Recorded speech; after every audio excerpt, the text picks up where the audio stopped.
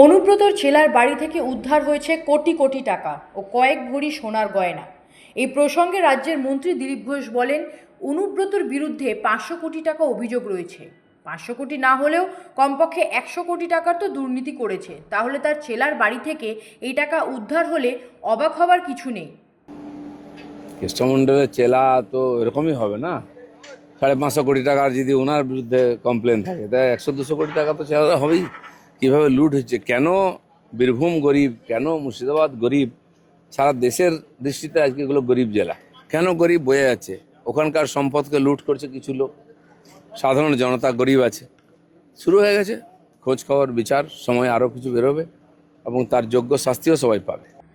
ভালো তৃণমূল খারাপ তৃণমূল বলে কিছু হয় না। তৃণমূল মানেই খারাপ, আর তৃণমূলের যারা চুরি করেছে তারা স্বর্গে গেলেও ছাড়া পাবেন না বলে মন্তব্য করেন দিলীপ ঘোষ। আমি ভালো তৃণমূল খারাপ তৃণমূল কিছু মনে করি না। তৃণমূলটাই খারাপ, তাই তো লোকে বিদায় দিয়েছে।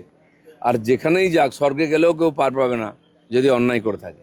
মিড ডে মিলের ডিম প্রসঙ্গে বলতে গিয়ে দিলীপ ঘোষ বলেন, ইসকন একটা এজেন্সি, তারা ঠিক করবে না ঠিক করবে সরকার যা মনে করবে তাই খাবার তারা সরবরাহ করবে।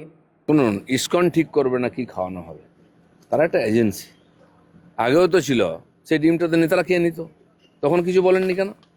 আজ যে সরকার মনে করবে পুষ্টির জন্য কম পয়সায় বাচ্চাদের ডিম খাওয়ানো হবে, ডিম তো আমরা হরিণঘাটা থেকে সাপ্লাই করি, তো নিশ্চয়ই ডিম খাওয়ানো হবে। যেটা মনে হবে ডাক্তাররা বলবেন, তার একটা ব্যবস্থা আছে, সে অনুযায়ী হবে।